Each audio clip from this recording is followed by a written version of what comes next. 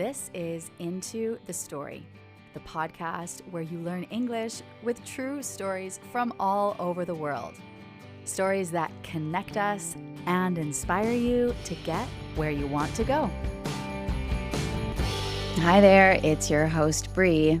What if every job, every challenge, even every doubt was leading you to exactly where you were meant to be? Today, we're going into the story of Araceli Robledo Adams, an artist who sort of never expected to become one.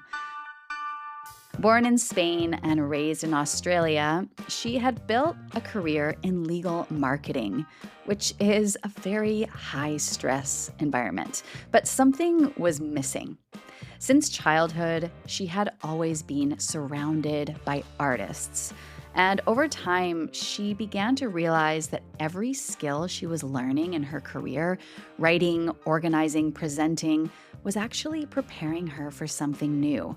But at first, she didn't know if the thing she was creating was good or if anyone would even like it. In my head, they were brilliant. And then when I made them, I was bitterly disappointed. And then I'd look back at them and then I thought, oh, they're not that bad. And then I'd look up at them and I thought, oh, they're awful. By the end of this episode, you'll see how every step that you take, even the ones that you don't really know what they mean, can be part of something bigger. I have heard a lot of public speaking advice, and a lot of it is not true, like good speakers shouldn't feel nervous, or speaking quickly shows confidence. I have created a free live masterclass where I am going to show you 5 simple steps that actually work to help you speak with confidence and connect with your audience. Join me this Thursday, February 13th. You can sign up at intothestorypodcast.com/masterclass.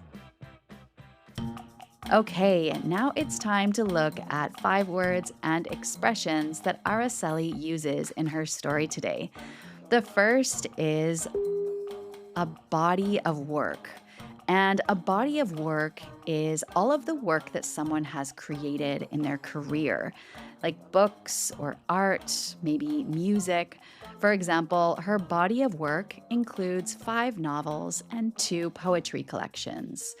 Or the artist's body of work shows her love of nature. Next, a pity purchase, P-I-T-Y. So a pity purchase or pity buying is buying something not because you want it, but to support the seller. For example, I didn't really want the painting, but I made a pity purchase to help the artist. Or at the bake sale, many people were pity buying cupcakes to support the students. And then we have under my belt. So when you have something under your belt, it refers to having experience or achievements in something. For example, with 3 years of experience under his belt, he applied for a senior role. Or once you have a few projects under your belt, job interviews become easier. Then we have the word platter, P-L-A-T-T-E-R. And this is simply a very large plate for serving food. For example, they served the appetizers on a silver platter. Or she made large ceramic platters. Then finally, stamp of approval. So when you get a stamp of approval, this usually refers to a symbolic confirmation that something is good or something has been accepted by a lot of people. For example, the manager gave his stamp of approval for the project, or getting published was the stamp of approval she needed. As always, if you would like to get the free learning pack for this episode, you can visit intothestorypodcast.com. All right, let's get into the story. It's August 2021 and I find myself in my makeshift art studio at the back of my house, just looking at my phone for updates on Instagram, refreshing my email to see if any new emails have come through. And it's because we're in lockdown, but I have just opened my first ever art show in a top art gallery in the city. The gallery is in the centre of Sydney. It's run by two elderly gentlemen who run the gallery as if it's the 1980s still. So there's very little technology involved in the opening. They have put the catalogue online.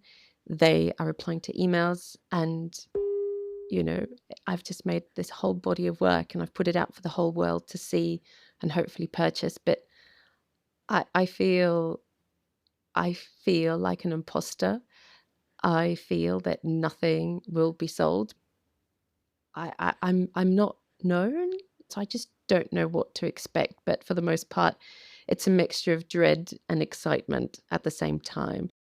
Araceli is in the middle of her very first solo exhibition as a ceramic artist. This is a huge moment for any artist. But 10 years ago, her life was very different.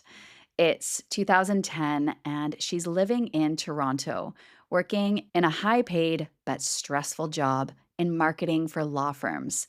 It is an unusual choice for someone from a creative family.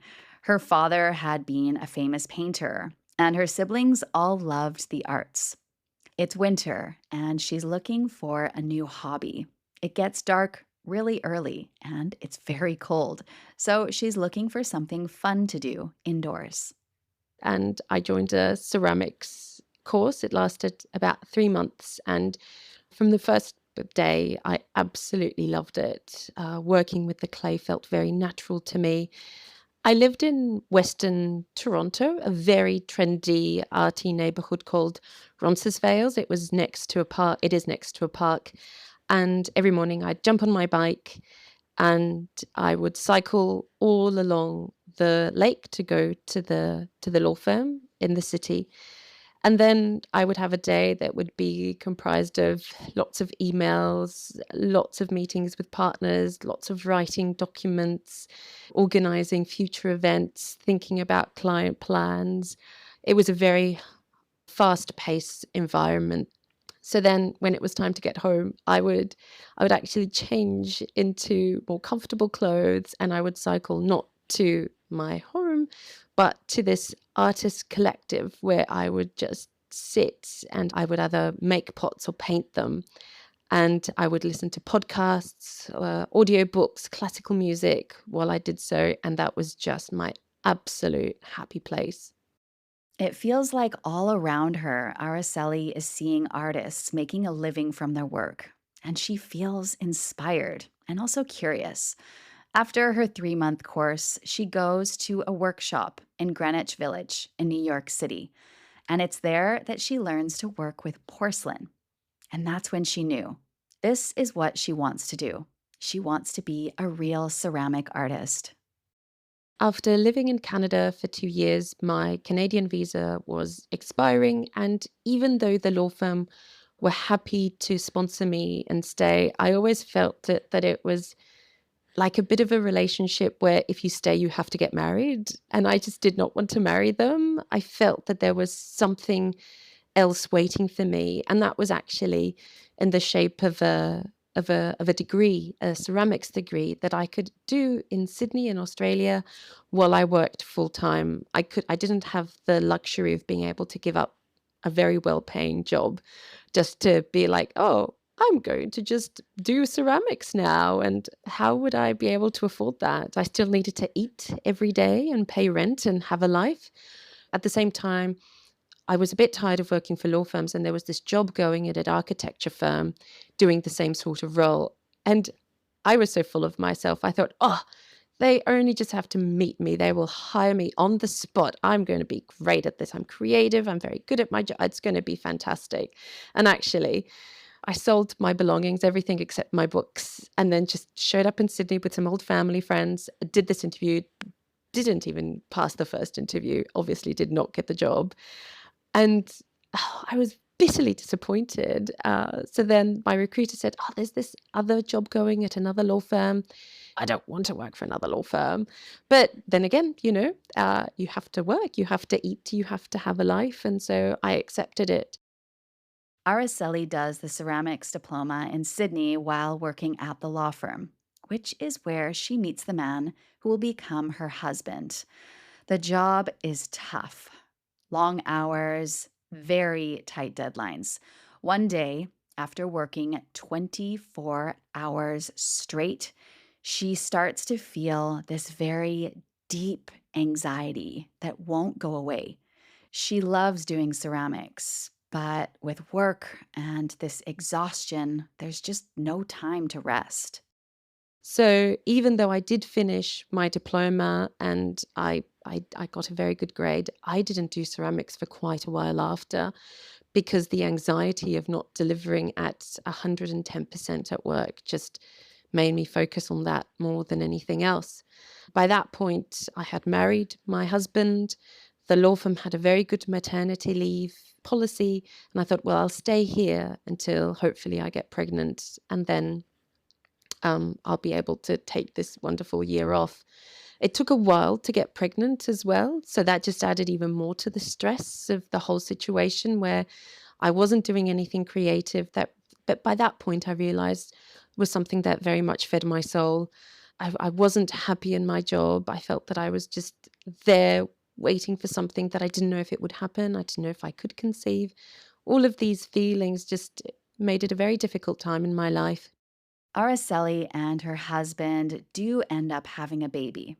And this changes everything for Araceli in a kind of unexpected way. You see, their daughter is the dream baby. She sleeps through the night, she takes really long naps during the days. Because I was able to have those 3.5 hours of creative work during the day, and this is for a full year that I was able to take off work, I started to create a bit of a body of work with you know, my plates that I would make on my kitchen counter, and then I would paint them with my drawings, and I thought everything of them. So I would, in my head, they were brilliant, and then when I made them, I was bitterly disappointed. And then I'd look back at them, and then I thought, oh, they're not that bad. And then I'd look up at them, and I thought, oh, they're awful. And then I would think, oh gosh, what this is ridiculous. And then I thought, okay, I've been doing this for a while. How about, oh, I should really see if people are interested in buying this. Am I just kidding myself that I think that I can have a creative career? And so I had a personal Facebook account like we all did. And I thought, I might just see if my friends might be interested in buying my ceramics. And then I took some photos, I put them onto my Facebook, and I thought, ugh, let's see what happens. And some pieces sold, and I thought, oh, that's because they just pity me. So then I would do it again. And, some friends bought again, and I thought, oh, wow, they must really pity me. But at the same time, I had an Instagram account and people could see it, including a gallery in the US. And this gallery organizes group exhibitions for emerging ceramicists all the time. So you can really put your work out there at a very little cost of your time or your effort. And it just gives you a bit of an idea as to, would people be interested in the work? Would they not be? So this gallery reached out to me and I was like, oh my goodness, what is this? My work isn't good enough, but maybe if I put my mind to it and I create something lovely, maybe I can send them something. Araceli decides to make ceramic mugs with buildings painted on them. She once wanted to be an architect, so painting cityscapes feels very natural to her. She makes just 5 of these mugs, and it takes a lot of work, but she finishes them. She packs them very carefully in a box and sends them all the way from Australia to the gallery in the United States. They arrive just in time. And then she waits. And I remember the work went online while I was asleep and you wake up the next day and I was like, oh gosh, I bet there's so many of these pieces that nobody will be interested in them. And all of a sudden 4 out of the 5 had sold, and the last one sold that day. And I thought, this can't be real. This is just not. Where am I? Are they my friends buying it? Pity buying them from me? It feels unreal, but Araceli's first group exhibition was a success. When her maternity leave ends, she returns to work, but this time at a more relaxed law firm. And now she's working part time, and this gives her one full day per week to focus only on ceramics. Then she becomes pregnant again. And 2 years after her first baby, her second daughter arrives. But unlike her sister, this baby needs constant attention. And I just felt awful. Just this struggle to be a good mum, the struggle to still want to do something creative and definitely not have any time for it at all because it was all just soaked up. The few moments when I was able to do something creative just meant the world to me. I was happier, I was more present. I enjoyed those times after more with my kids. It was just a better time, and it was very clear that there is a relationship between being creative and my own mental state and my own mental health. But it was a very difficult year. At the same time, the gallery in America had reached out again saying, "Look, we have another group show. Would you like to be part of it?" And there I am thinking, God, I think I really do want to be part of it. And it took a lot of effort because, when you work towards a project, you sort of plan out, oh, I'll need X amount of hours a week to work on this. But then I didn't get there, and it was just very difficult. However, a final sprint made me finalize all 5 pieces, and I sent them through. And I thought, okay, so the previous pieces sold, these pieces won't, but at least I'm working towards having some sort of exhibitions under my belt because I still feel like I'm a bit of an imposter. I might have a degree in ceramics, but I haven't exhibited that much, and I don't have that big of a body of work. But I woke up and this time all 5 mugs had sold out overnight. And I thought, huh, wow. Now, with the success of her second group exhibition, Araceli feels encouraged to create more. Until now, she's only been painting buildings, but she starts to lose interest. It's time consuming, and she just no longer feels excited in painting cityscapes. Then, Australia has huge fires that destroy wildlife, and her focus changes. Inspired by a lake in Australia where her husband grew up, she starts to draw marine animals. The bright colors and beautiful patterns fascinate her. And so my Instagram page didn't have that many followers at all. But this gallery in Sydney called Monsell Wicks, they reached out to me and they said, look, we think you're doing something very interesting and very unique with your handmade and hand painted work, and we'd love to have an exhibition of your work. It's up to you to decide the theme. We're just happy for you to do an exhibition with us, and it can be of your choosing.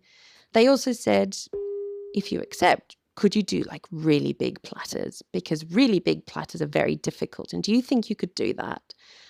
And then I thought, oh, big pieces. Straight away, it's like, oh, I can't do that. And then, yes, I can do that. Oh, yeah, I am going to do that. I'm going to make these really big platters, and they're going to have these big fish, and it's going to be an exhibition that's going to focus on the marine life found in the waters around Sydney. Araceli doesn't know how to make these big platters, so she walks over to her neighbor, a retired potter, and he assures her she can make big platters with a thicker clay and a slower drying time. In her sunroom, she shapes these big platters and then fires them at an external kiln. At the same time, she contacts a famous Australian designer that she admires, and this designer decides to share Araceli's work with all of her hundreds of thousands of followers. This is a huge moment just before the exhibition.